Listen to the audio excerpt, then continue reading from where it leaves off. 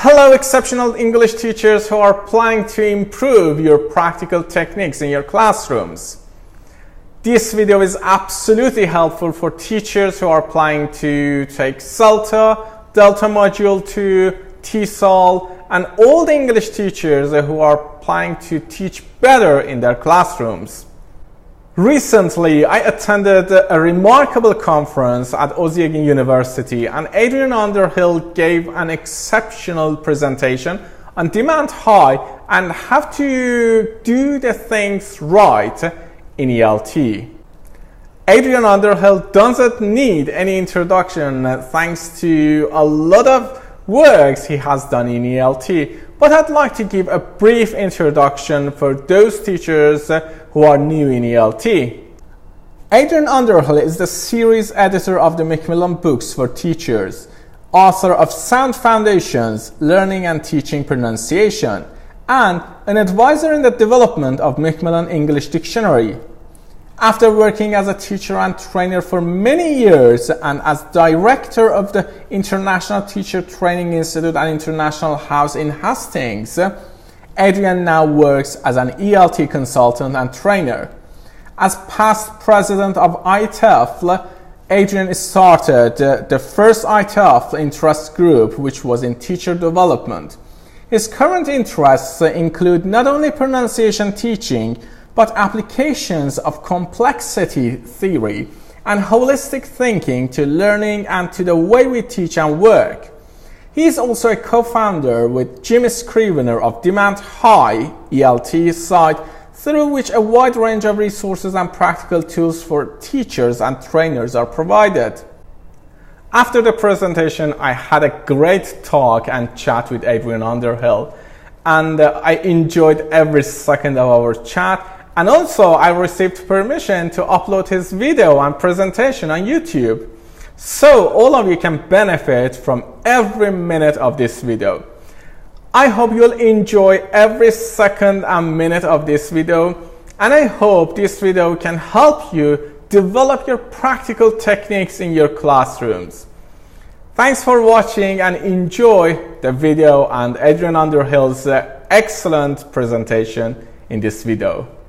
Happy time that I've had when I come here, either on holiday or for professional visits and meetings and conferences and things like that. This is the first time I've been to Ozyegin University, and it just looks so fantastic, so new, though I understand it's already 8 years old.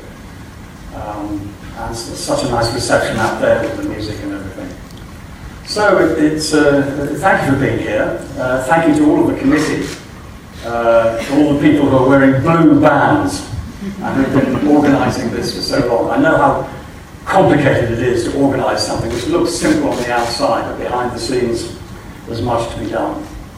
And I also want to say thank you to Macmillan Education for bringing me here and making that possible. So here we are. Now I have one or two questions to ask you, and you can answer by putting your hands up. How many of you teach English at university, maybe prep or freshman or something? Which seems to be most. Hands up if you teach someone else somewhere else. A few, okay. Also, if you are in some way have responsibility for helping other teachers, or supervising or training, please let me see. Okay. Hands up if you like teaching English. You don't have to pretend.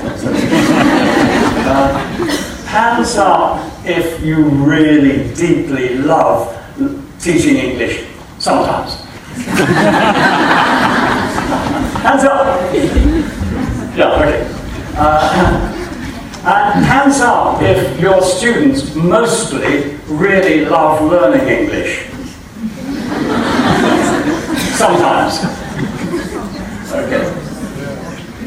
Well, some of these questions I think are ones that we'll be addressing during the day under this very interesting and still to be fully understood conference title, which I, like you, I'm sure, have been trying to decode and understand and put the question mark in the right place, which is currently at the end, but maybe it won't be at the end by the end.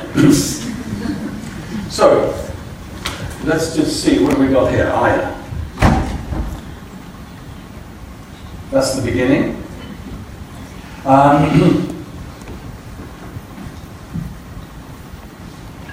So I'm going to look at something that myself and Jim Scrivener put together, which we called Demand High. I don't know if it's a good name or not a good name, but that's what we called it. And I began, well, we're neighbours, so we often talk about teaching, and we began to talk about our time teaching together, which we worked together for about 20 years, and what we felt were the breakthroughs that we'd made in those times. And we felt we'd like to start talking about it again today because it seemed so relevant. And we came up with a name for this little package of ideas, Demand High. That's what I'm going to relate. And I hope I'm going to relate to this title, How to Do the Right Things by Doing Things Right, question mark.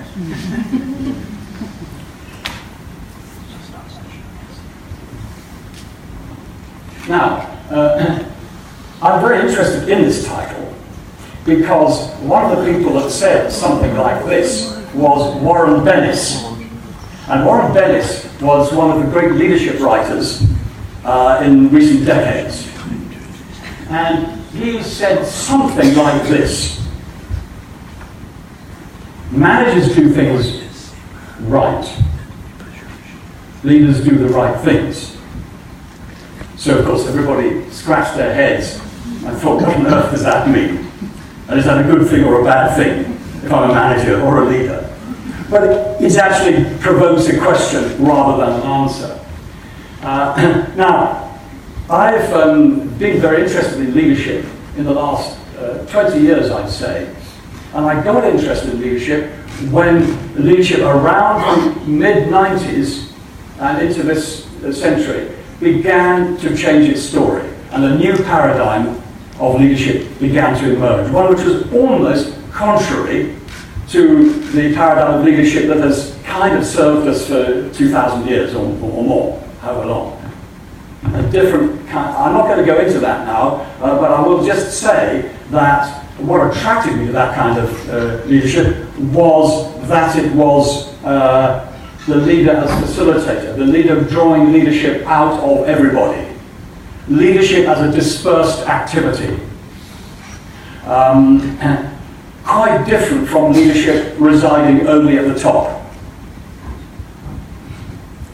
A more intelligent form of leadership because everybody is involved in it.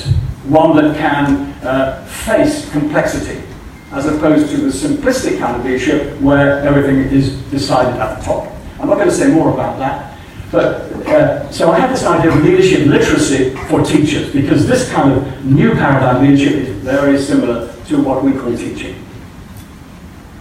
So this is a first attempt by me. What does doing things right mean, and what does doing the right things mean? I should have a question mark here. Everything I say has got a question mark, even if I forget to tell you the question mark. So this is how it first occurs to me. Doing things right is something about going by the book, doing what is said to be right, doing what the culture says is right, doing what convention, received wisdom, the current methodology, the course books, doing what is said to be right, doing what the trainers say is right, doing what the test says is right, doing what the supervisors do. Doing the right thing is somehow something bigger. It's responding directly to the need, not to the convention, but to what is needed here now, informed by the situation. So that was my first thoughts about it. I don't know what your first thoughts about it are or were, and no doubt we'll be discussing that during the day. So there, I'm just putting my cards on the table right now. You don't have to agree with me. In fact, it's probably better not to. Otherwise, you'll be doing things right. And I think that this is a very good starting point for the discussion of effectiveness in teaching. And as I said just now, what I like so much about the new paradigm of leadership is that it shares with teaching a number of values around making meaning. Making meaning in what we do, so that we come together in an activity which is meaningful. It's not just a job or work. It is meaningful. It is worthwhile to us. It coincides with what's important to us. Learning. The new kind of leadership is about learning, leading through learning. And I think that's very relevant to teaching. Teaching through learning. Teachers as learners. The new kind of leadership is very interested in feedback, so that people know how they are performing, how they're coming across to others, and can adjust if they wish to. And that's the same in good education. And finally, in the whole idea of mobilizing people, leadership aims to mobilize people to make a difference. Anyone can lead when they are mobilized. To lead is to mobilize people to get something done, to do things through people, getting things done through people. And that's what teachers do. Warren Bennis also said, I often observe people in top positions doing the wrong things well. And I think that goes along with doing the right things. I think that's somehow connected with doing the wrong things well. Anyway, there's part of the puzzle. Now, while on the subject of Warren Bennis, who said words which are like these words here, and since I'm busy telling you that I'm very enthusiastic about the new paradigm of leadership, which is to be found in small places, but not really to be found yet in big places. Let me say a couple of other things that Warren Bennis said. He said, good leaders give meaning. Good leaders help people to feel that they're at the heart of things. And this gives them motivation to work. People feel they're making a difference. They feel that part of the success of the organization. That gives their work meaning. Now, in this case also, we can substitute the word teacher for leader. Good teachers make people feel they're at the heart of things. Good teachers feel that good teachers help everyone to feel that they're at the heart of the classroom, and that their learning has meaning, personal meaning. Warren Bennis also said, famously, leaders are made, not born. And this, of course, is another question, another conversation that we often have in teaching. Are teachers born or are they made? Well, Warren Bennis said no, they're most definitely made. The most dangerous myth, he said, in fact, is that leaders are somehow born. There's a kind of genetic factor in some way to it. And he went on to say, that's nonsense. In fact, it's the very opposite, which is true. Leaders are made not by being born in any particular way, but by learning about leadership through experience. Teachers the same. Teachers are made by learning from their experience, if they are learning from their experience. And leaders, if they are learning from their experience. Which brings us on to this point, which is also an extension of a point made by Warren Bennis, that good leaders are perpetual learners. In fact, good leaders are highly proficient in learning from experience. Learning is an essential fuel for a leader. Now that is exactly the same for the teacher. Good teachers are highly proficient in learning from experience. Learning is the essential fuel for the teacher.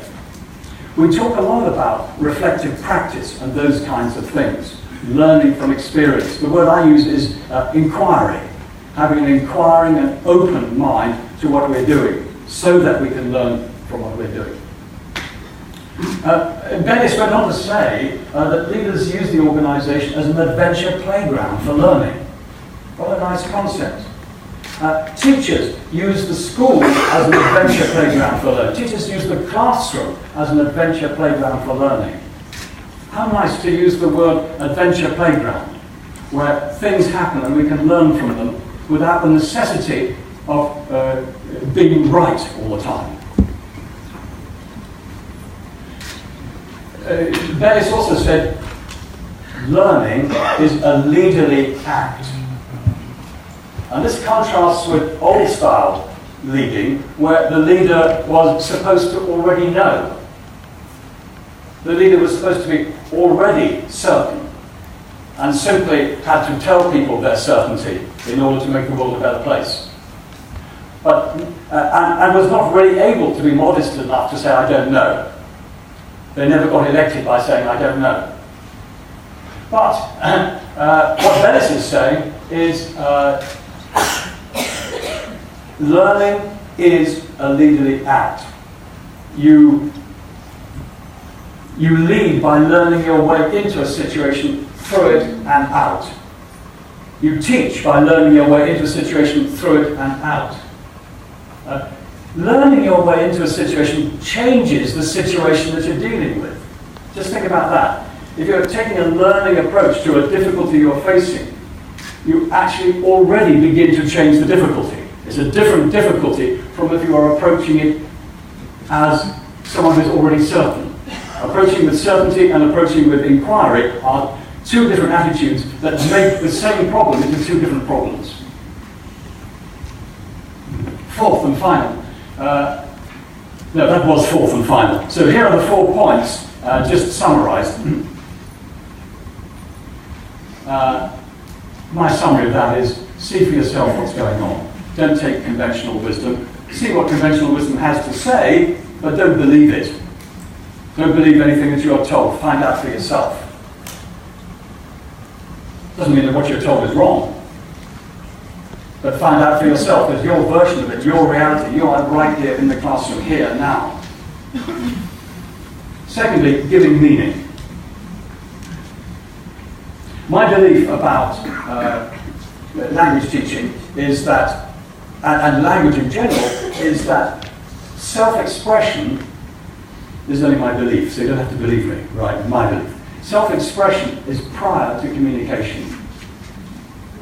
Self-expression must be prior to communication. I have to express myself, and then maybe it's communicated, maybe not. And that's another problem in itself. But self-expression is the placing of myself into the world, expressing myself into the world, being me in the world, extending myself into the world. So a big meaning comes from inviting students to self-express. This does not necessarily come from asking them a question about their uncle or aunt or how they live at home. That maybe they tell something true about themselves, but that's not self-expression. Self-expression is what they wish to say about themselves, what they're moved to say, including untruths. They may be moved to say an untruth about themselves. That is self-expression.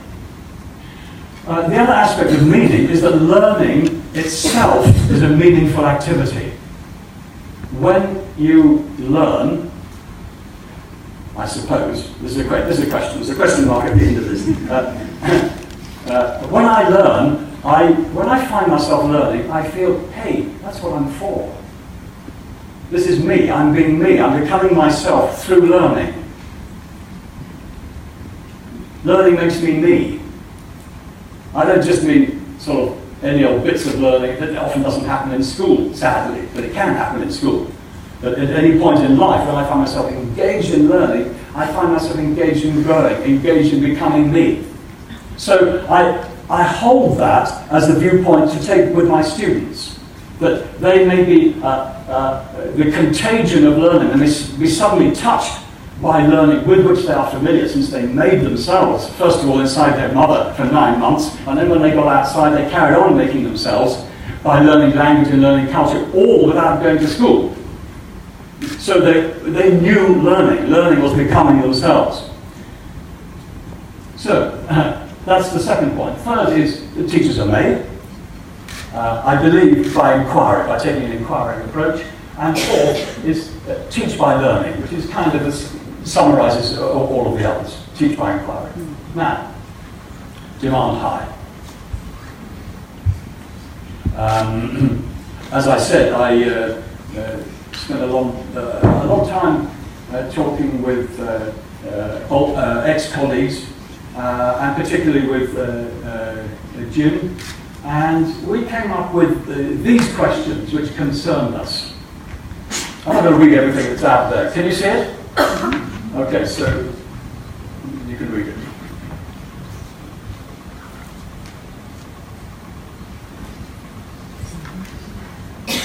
So there's one kind of question put in 3 different ways. Am I, in spite of my care and concern and helpfulness and kindness, nevertheless keeping my students on the starvation diet? Compared with, let's say, the toddler on the floor playing with some toys who is 100% engrossed in their learning, who never wastes time, who never does things that they're not ready for, but who doesn't keep doing things they already did. They're all the time at their own learning age, and they need no one to tell them to stay at their learning age, except parents distract them by trying to be clever. So there's one question. It's a big question. How do I know? If I say, yes, I'm engaging my students, how do you know? Next set of questions.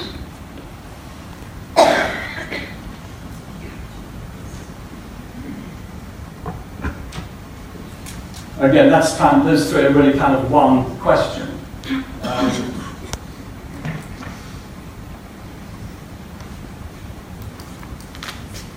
Am I in some way a task administrator? With some very nice tasks. I mean, all the tasks that you have in course books and the material in course books is absolutely wonderful. But do I become an administrator of tasks and not really see the learning behind the task? Because the task masks the learning, the activity masks the learning. Am I seeing learning or am I seeing task completion? And therefore, the question is, am I relying on the task to do the teaching? Now, this is a question we don't talk about, but we should do. Is there an assumption the task does that if you go through this task, you will have learned? It's a big question, and a dangerous one. And then the next question is like those 2.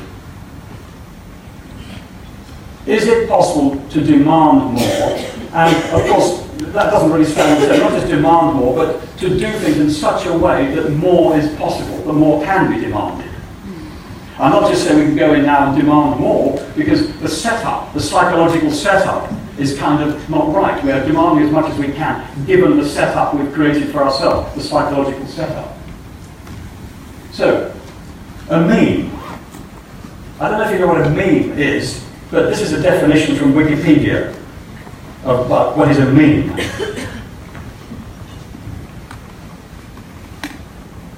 So, a meme is an idea, a cultural idea, that can just go out and people can take it and they can change it and they can follow it and they can rubbish it. They can be wrong about it, they can be right about it, they do what they want with it. And so Jim and I thought, well, this demand high idea, we're not trying to really, we're just saying, here is an idea, do what you want with it. We're not trying to follow up, we're not trying to make a method, but this can be applied to any method. Any teaching, any method, any level. This little me can be applied, and I'm going to try to explain that. It can be applied by tweaks. Now, a tweak, as you probably know, is a small change to something. You don't really change the essence, but you change something about it. Is it possible to demand more by making small changes, subtle changes, to the things that we do with our students? So you don't have to change your methodology, you don't have to change your activities, you don't have to change your materials, you don't even have to change your syllabus, though it might be quite nice. So that's the question.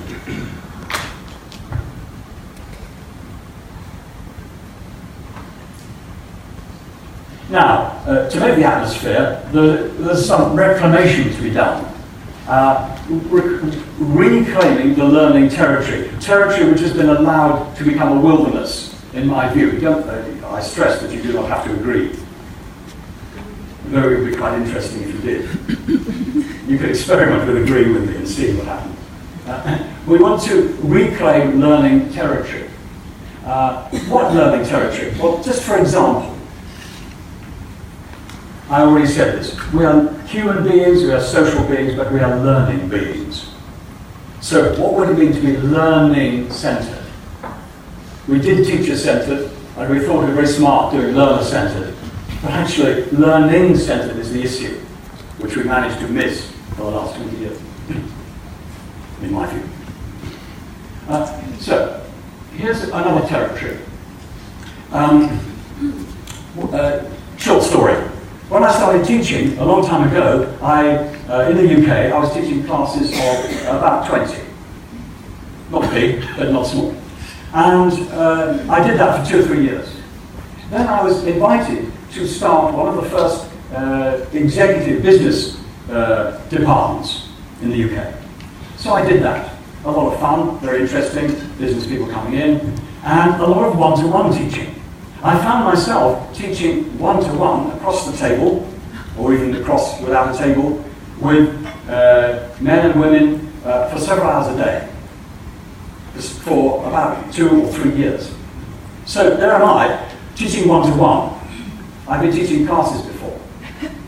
You can imagine, and from your experience you know, there's quite a lot of changes take place. First of all, one thing I can do is to focus on one person and learn not just their external story and what they're doing on the outside, but begin to see, or to imagine that I can see, learning taking place, the learning moves, the human moves of learning that are actually taking place.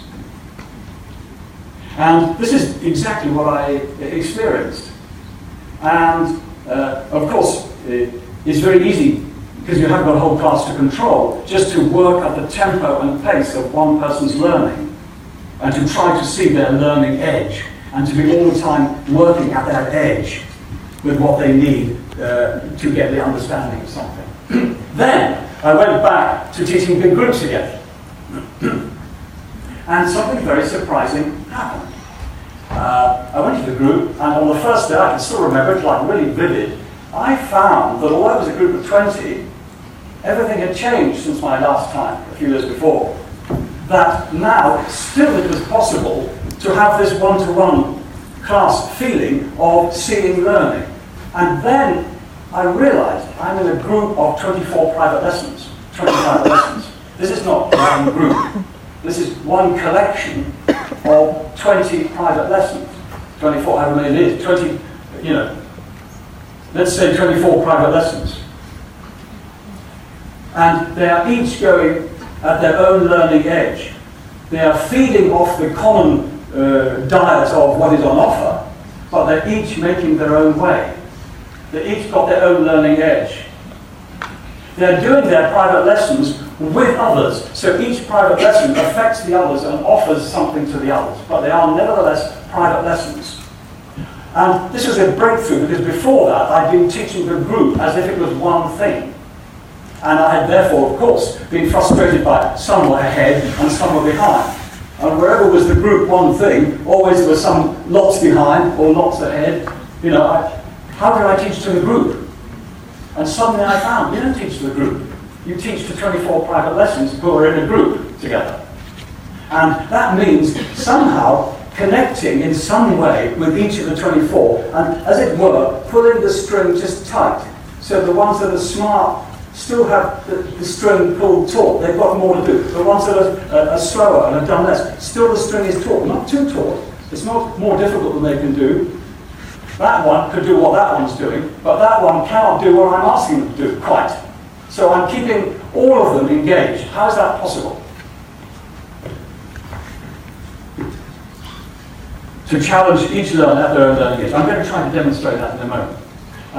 Reclaiming meaning. How can we make sure that there is meaning? Not necessarily the meaning of the text.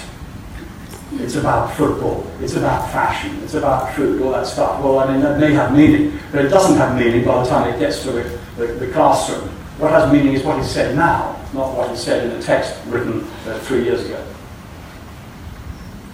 Self-expression, feedback, and completely changing mistakes. I made the word pro-takes. It doesn't exist. If you look it up, you won't find it. But I hope you will find it in a year or two's time when they rewrite the dictionary. Pro-take means a mistake seen positively, a mistake seen as something really useful, a mistake seen as something that is absolutely essential for learning, like the mistakes that this toddler makes, which aren't mistakes. The toddler doesn't make mistakes. The toddler has outcomes. The toddler does things, and outcomes occur from which they learn. So a pro-take is like an outcome. It's a positive valuation of a mistake. So we remove the fear of mistakes, and we begin, therefore, to remove silly mistakes or careless mistakes. I'll come back to that. The idea of the inner workbench, which means, and this is something I learned sitting opposite my one-to-one student, seeing that what happens is not just out here, the spoken, the written language, the doing things, but it all starts in here, in the inner world, the inner workbench, the inner ear, the inner mouth, the inner repetition, the inner rehearsal. It all starts in there. And actually, it's possible to get in there. And last, but certainly not least, playfulness, connected with learning. And you know, when you see these nice wildlife videos of animals playing, young animals playing, you see how necessary playfulness is to learning about the world, and how much we may have lost playfulness in our earnestly helpful classes. So, 4 categories of tweak that I'm going to look at briefly now are, number 1, what I call, what we call 3 times practice. Take the material, do what it says, but then do something else with it. So that you move into the material, swim around in it, and relate to it, personally relate to it, whatever it's about. Number 2, upgrades. So, offering each student whatever is their level, that one and that one and that one, giving them upgrades in the lesson, not correcting them. An upgrade can include the correction. But what if that never needs correction, that one? Or what if this one always needs correction? Much better to have upgrades, because everyone always needs an upgrade. The smart one can be upgraded, all the others can be. So upgrades keep everybody, it removes the ceiling. There's no one waiting for the rest. Everyone has an upgrade. It's such a cool idea, it's so neat, and it may be something that you do without thinking, but it would be useful also if we think about it. Working with the inner workbench, the inner voice and the inner ear. I hope to demonstrate something about that. And mistakes, liberation from the fear of mistakes. You know, there are, in the Bill of Human Rights, there are 50 human rights. I know that because I have them on the back of my bathroom door. But the 51st right that I want to add, but they never asked me, is that we all have the right to be wrong. And I think that should be enshrined in the Bill of the United Nations Charter. Well, here's a bit of material that we looked at yesterday in a workshop that I was involved in. And I don't know if you can you read that? It doesn't matter if you can or can't, but can you? Okay, well what you can see is, it's a course book. I like this course book. It's not new particularly, and here we are, this is half a page. There's a past tense exercise just before that, little text about a magician, and 2 questions. One is, take these 6 words and put them in the text somewhere that's suitable, and number 2, what magic tricks have you seen? Okay, so that's what the course book is asking you to do. There's just that it magnified. That's just the first part of the trick. There's a second part which I'm not showing. So here we are. This is the first tweak, 3 times practice. That means do the material the way it says, do what it says, but then don't waste that investment. Go into it, swim around in it, relate to it, find lots and lots of ways of connecting the words to the people, expressing oneself in the context of this language and this scenario. Here are just a few kinds of examples that I would use. So we've done this, and now we're into the second and third time around. I might say, this, by the way, you don't have to write this down, even if you're thinking of writing it down. This will be available, this PowerPoint, somehow. Okay, we've done it through, we've done the exercises. Now, dear students, please read it aloud in your head and replace the words as you go.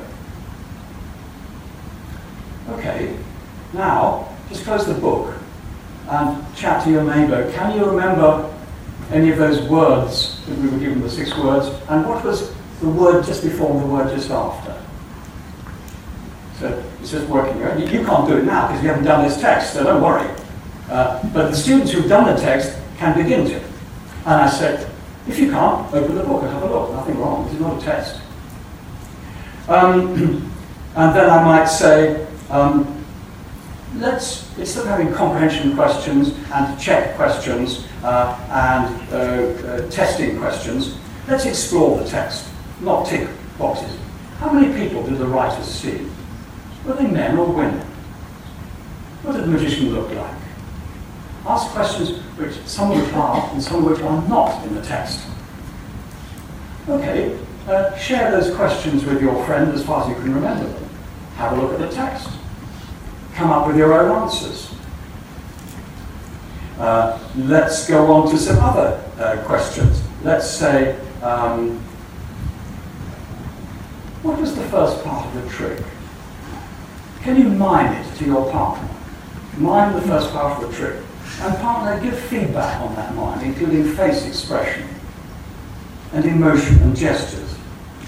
Another question could be, what was the dialogue on stage between the magician and the audience member that came up? Let's enact the dialogue. Let's make it up. I might say, have you ever done some magic? Hands up who's done a bit of magic. Have you ever been a magician's assistant? Imagine now you're a magician. I'd like you please to report a wonderful trick you did last night at a dinner party. It can be any trick at all. And a wild and wonderful trick, but just report it in a sentence. Tell us the trick you did. And they can do that in their partners, in the class. Each of these activities generates language with errors which need to be helped, which provide an emergent language need. Okay, now that trick that you did last night, describe it again at a different dinner party where something went terribly wrong. You did the trick and it was a disaster. The trick didn't work. Maybe the person stayed cut in half. Or, describe a trick that didn't work. You are a magician trainer. I would like you please to make a little training exercise to train your partner in how to do this trick and to get it right next time. And so on. So we are just inviting people to swim around in the text. And then we could say, let's go back to the text. Could you find 2 words that mean the same thing in the first paragraph? So now we're looking at the grammar. So the magician, and he, it, and a knife. Okay, here's a sound. I'd like you to look right through the first paragraph and find any word containing this sound. The sound is or. Now, what do you do when you look through spelling to find the sound or? It's fantastic. You hold the sound or in your head. First of all, you make sure, what is this sound or? And maybe you're confident or less confident. Fine. Then you look through. But with English spelling, how do you know if it's or? Well, you have to say it. And you're saying it in your head, and you're holding in your head also this sound. So you're kind of comparing. This is what I mean by the inner workbench. You are activating this inner world, which is the smart world of our learning.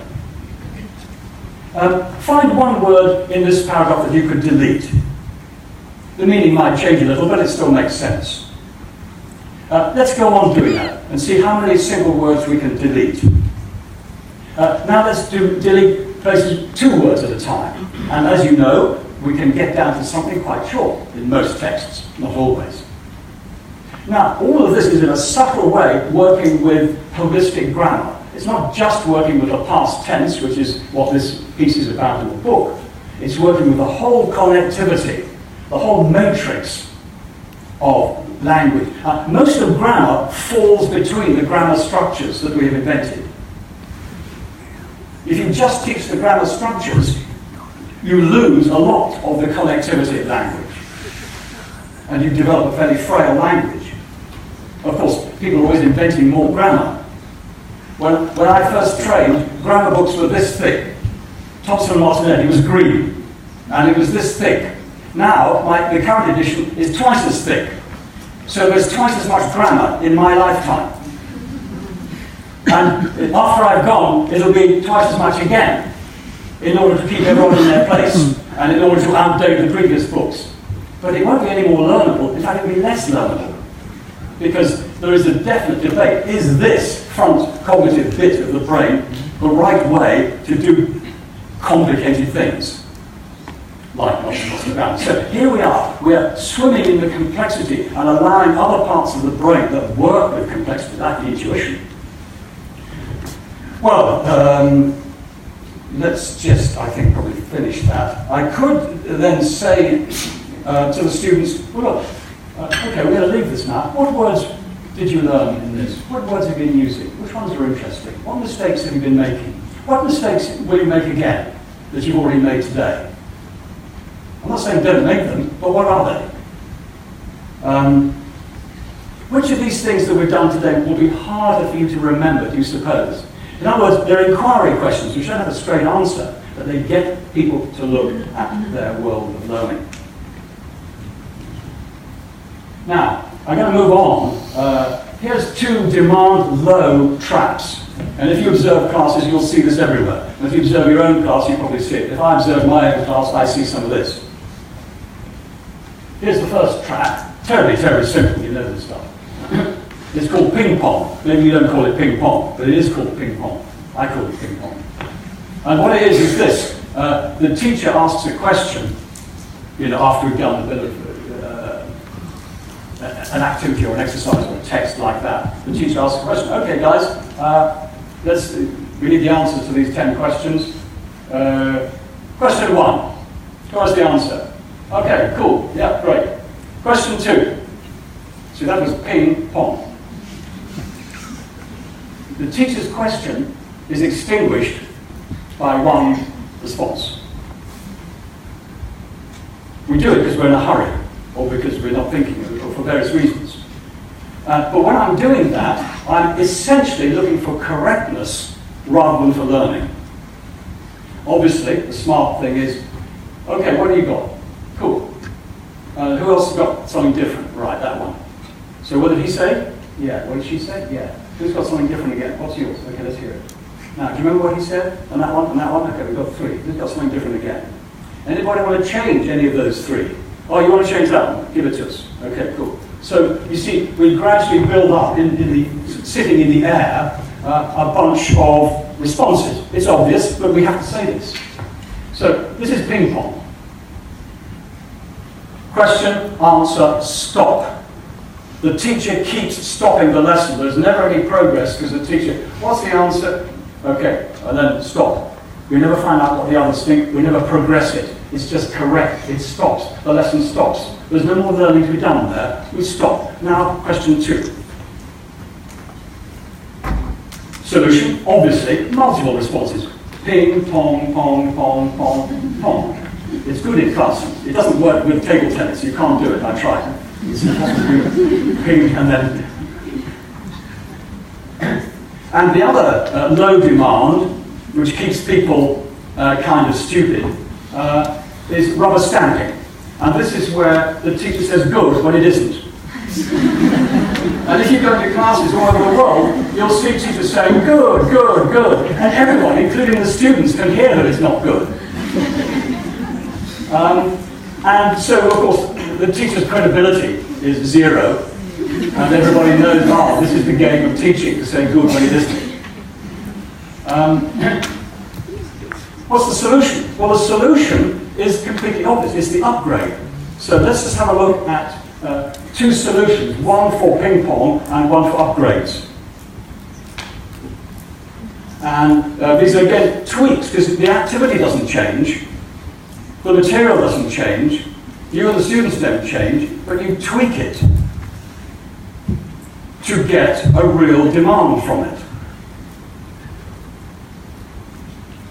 So here's a tweak for multiple responses. In other words, for getting ping, pong, pong, pong, pong, pong. It's the simple thing that I already said, just find out what others think. But there's a handful of teacher interventions which, if you have ready to hand, really give a lot of variety to this. So let's just have a look. In dealing with multiple responses, there are 4 ways and 4 points that you can help students. I'm not going to do all at once, but we need to know about this because it really opens up the learning territory. We open up the learning territory through being ready with this stuff. You don't use all this stuff all the time. The first is to help the student to develop a committed response. Okay guys, look, we've done the text now, we're going to do these 10 questions. Let's think about question 1. Now, the next step is to help the students to develop a response to question 1 to which they have a commitment, to which they have applied their intelligence, to which they have looked at it, at least initially, to see if it's okay with them, if it passes the test of their standards, and if they're saying it in the best way they can. The second thing is to have the student self-check what they've come up with. Only the third thing is to collect the responses, and I mean collect, not just respond to one. And then the fourth thing is to get the students to examine some of those responses. So there's 4 little stages. I'm not saying do each stage each time, because it's not necessary. But what we need to do is to have some interventions ready. And then the upgrades is offering individual upgrades in the group. So I'm going to take you through those 5 steps, just very quickly. The first one is the inner voice, helping a student to develop a committed response. Okay, dear students, get ready to say it, but don't actually say it aloud. Find the words you want. Practice it silently inside.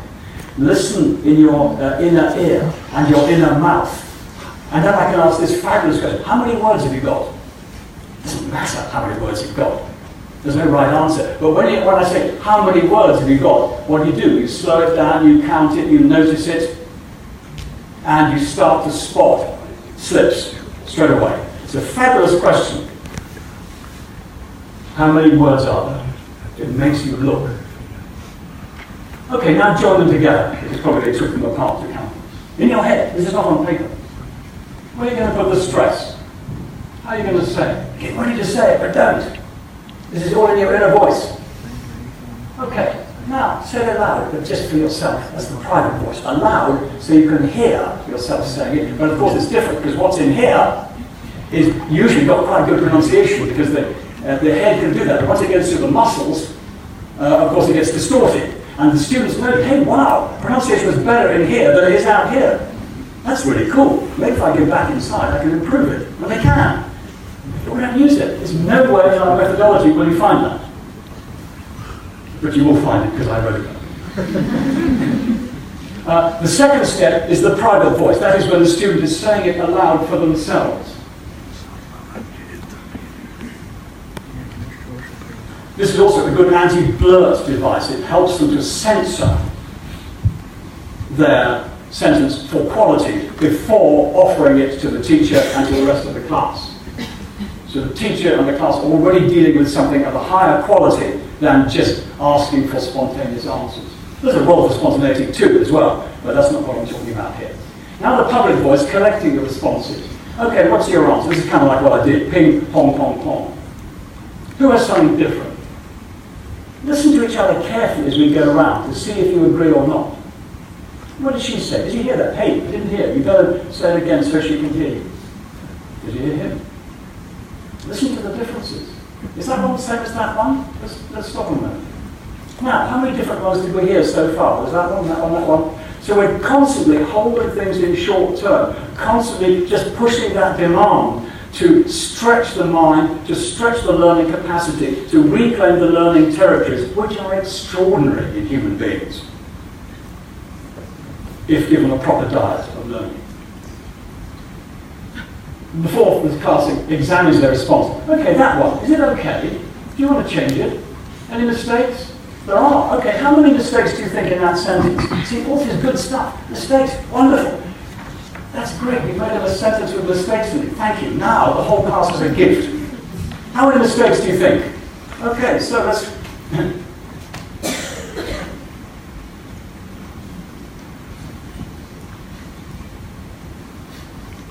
and on to the fifth one, upgrade. Now, this is the thing, you don't need a mistake to do an upgrade. You upgrade anyway. But if there's a mistake, you can correct it while you're upgrading. Where's the top there? Oh, there we are. See, a correction makes something wrong into something right. Okay? But that's correction, that's not learning. An upgrade improves whatever has been said, including a correction. And here are some upgrades, typical upgrades. You've used all of them, but what you may not have done is collect them together and say, hey, this is good for the fifth step. Student A. Now, how many words? In other words, I'm saying that because there's something that you need to look at. I think if you count them, you'll probably work out what it is. Okay, how many words? And that one, yeah, that's nice, but could you say it faster? And to the next one, yeah, that's cool, but say it slower and more clearly. And to the next one, yeah, but where's the stress in that? And the next one, you need to join the words together and kind of make it clearer. And for that one, there's a word missing. Can you see if you can find it? And you've got a word too many. Hey, take one out. And it's actually correct words in the correct order, but it's not very interesting. See what you can do like that. Okay, everybody, whisper what you have. Because when you whisper, you use different energy. You hear it differently. And you break the habit. Because it's a very strange thing to whisper in a classroom. Okay, make it into a question. In other words, a transformation. Or just say, change it. Yeah, but change it. Change something. I leave it open, but change something. There's something that needs changing. Have a look. Or more information. Change one word. That last one, of course, is a good one. We all use that. Okay, now all of you find another way to say that same thing. We should do a lot more of that. Not, now let's go on to another structure. But what you've just been saying, find 5 more ways to say it, using whatever language you already have. That's how language is. Language is that flexible, and people are that creative to use what they've got to do something. That way we always fatten, extending sideways, whatever we are doing. Near the end now, I want to just look at mistakes. Because mistakes need a serious tweak. Let's take a dictation. And I have a whole range of ways of dealing with mistakes. I'm going to just give you this one example to show a different attitude. Okay, guys, we're going to do a dictation today. You choose the text. I'm going to turn that back. You choose the text. Open your book. Find a paragraph that's good for dictation. So they open their book or their reader or something, and they're looking for easy paragraphs, perhaps. But already they're exercising discrimination and discernment in order to find one that's not too troublesome. And then we get some answers. Okay, look, we write on the board, paragraph 5, page 6, and so on. All right, I will decide now. We're going to have paragraph 6 on page 3. So, everybody, have a look at paragraph 3 on page, what else say? 6 on page 3, whatever it is. Have a look at the paragraph. And tell me how many mistakes you're going to make. Right, read it carefully and tell me how many mistakes you'll make. What are you? 3, okay, you, 6, yeah, you, 5, 4, 10, okay, none, right, okay.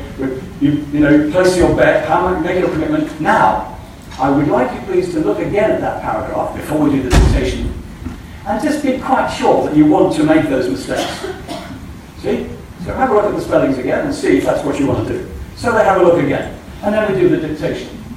So that was before. Then we do the dictation, we correct it in whatever way you do it. And then afterwards I say, how many mistakes did you make? 6, but you said 3. Why 6? 4, but you said 8. Why? See? And they did it differently. Now I say to them, good. I would like you each to choose your most interesting mistake that you made. And if you didn't make any mistakes, choose the most interesting one that you didn't make. See? And what I want you to do is to interview it. And so you can like this, hello mistake. Hi. How did you get here? Well, you see, will you come again? Do you come often? Well, it's pretty, yeah, as you well know, I do come. Do you have any advice for me?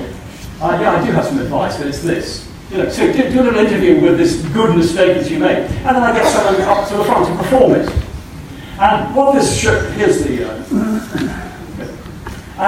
what this does, as you can see, it changes the attitude. For me, mistakes are good stuff, especially when they're good mistakes. So let's upgrade the mistakes to make nice, rich ones. And mistakes tell us what to do. Mistakes are the syllabus. Mistakes show we're at the learning edge. They illustrate each student's learning edge, including careless mistakes that show that they are in the land of carelessness still at the moment, which is a perfectly legitimate place to be, and a natural response to my teaching, probably. It also shows that the teacher is patient, and the teacher enjoys that there's no fear in mistakes. We welcome mistakes. There's something to learn from, something to play with. We can be playful about mistakes.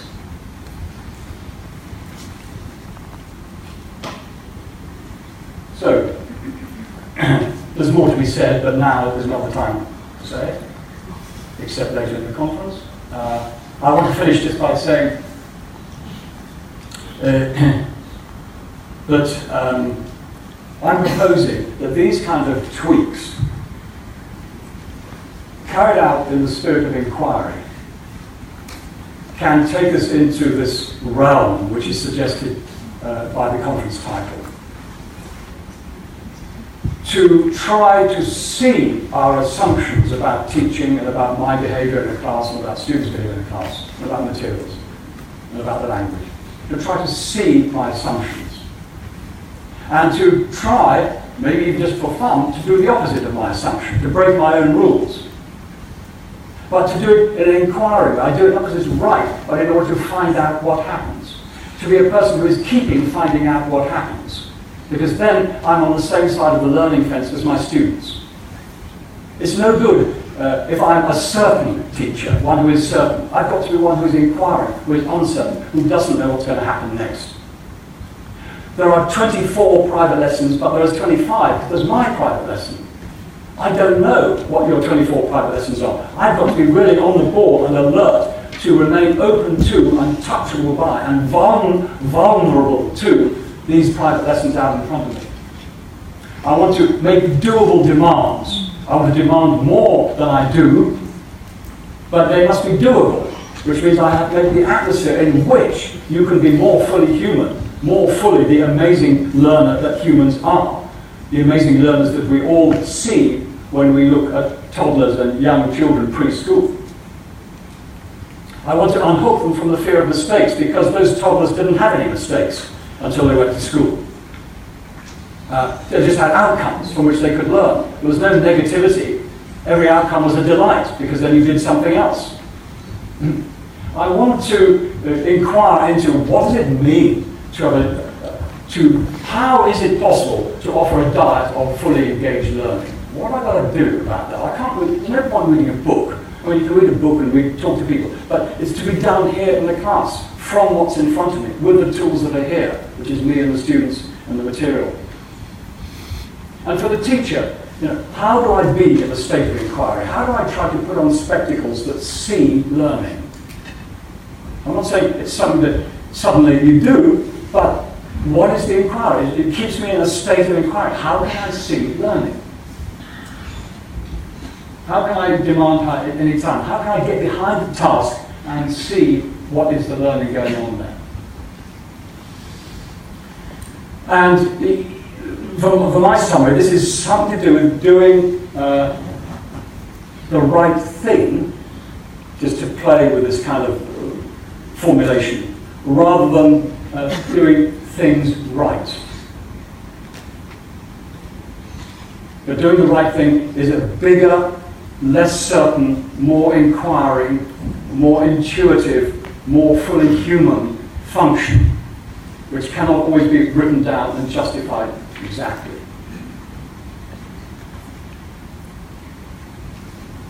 Thank you.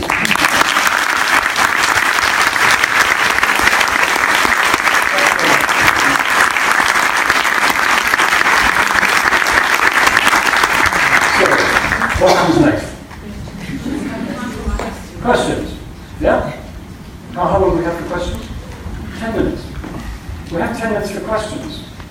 I don't think I can answer them, but it would be good to ask them anyway. And if you have a question which you're sure about, or a question even better that you're not sure about, for example, you want to say, yeah, that's great, but I don't have the time to do it. That's a good question, which you can answer if you want. Okay. Who has a question? Well, who doesn't have a question? Yeah, go ahead. You don't have a question? Ask it anyway. I don't know how I can ask it. What was your best mistake? As a teacher? Yes. I think going into the classroom and imagining that I could follow the lesson plan.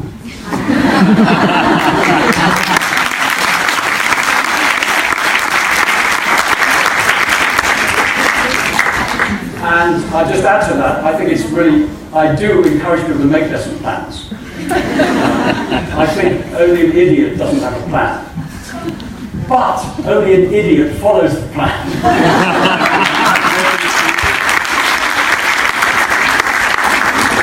Because as soon as you get in the classroom, life happens. Yeah, question? Please. Oh, sorry, no, you have the microphone, go ahead. Okay, thank you very much for this wonderful presentation, and I really enjoyed it. I guess everyone shares the same feeling. Actually, I would like to know your idea about the application and then reflection. What you were saying, I mean, about reflection of the methods and techniques, so that makes the teachers unique. And then what happens is the going by the book and applications of the methods, etc. So, I mean, teachers usually like to reflect on that and then be unique in their teaching style. But there is always a demand by the administrative and management part that they actually want them to hit or meet some objectives. So how would you recommend that balance would happen? And when you say a demand by the administration, you mean to cover certain material at a certain time? Sorry, yes.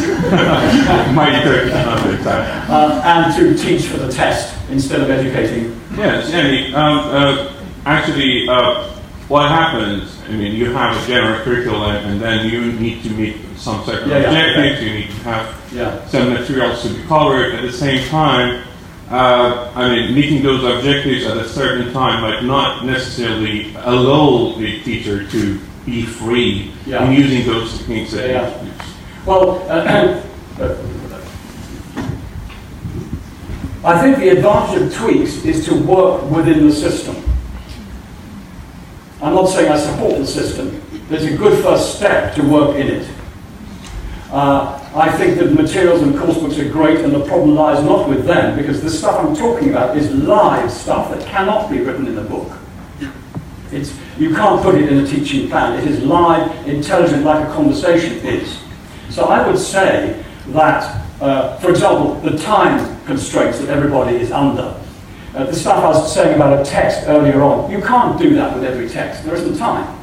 But if you never do it, something very big is lost from the learning in the classroom, from the learning territory. So it has to be done sometime to bring in a different meme, a learning meme, a little worm, a creative worm that works in the psychology of the classroom. We've got to taste these things. I envisage it like this. I'm going down the main road, which is the syllabus and what the institution requires. But I know that lots of good stuff lies off the side roads. If I could stop and spend time and go down to the river for a picnic and to go into this forest and to these gardens.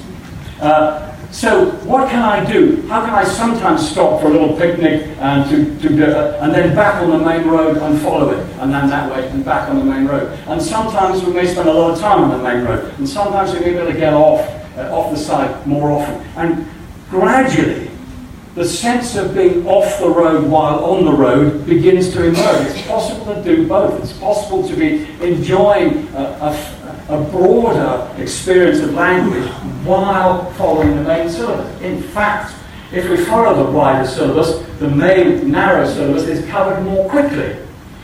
That's not a good argument because people don't believe you. But I think that you find that. So what I would say is there may be problems with administration, maybe it's not a good way to do things, but since that's what it is, how can I be extra creative within it and find freedom inside it? That's not to justify the system, that's just to be pragmatic. How can there be more freedom? Where is more freedom than I thought? I don't know if this answers your question. This is the direction in which I'm thinking. Yeah, go ahead. Yeah. My question is from a teacher training, teacher development perspective, and from the institutional perspective. Often teachers who come off the preparatory training course have not got the ability to be this diagnostician and this person who can react off plan. How would you suggest that the institution supports the creation of this type of teacher, I suppose?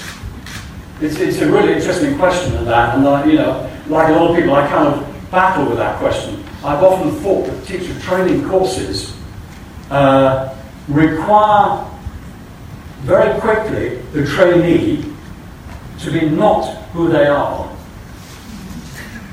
in order to fit the bill. And as soon as you stop being who you are, you lose a lot of your spontaneity and your creativity and your human intelligence.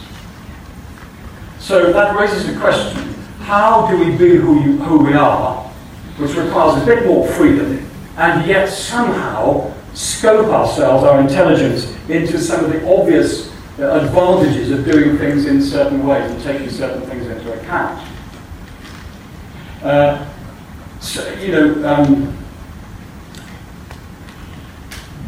For example, having a conversation is a very creative thing to do. You can have uncreative conversations where you say the same thing you said last time, like at a cocktail party. But you can make cocktail parties more interesting by not doing that, by saying what's real now, and by taking people into account. What happens if I go into a classroom, and I don't think too much about methodology, but I do think about my natural human capacity to empathize a bit, to engage a bit, and to respond in a way that is a bit useful to that person.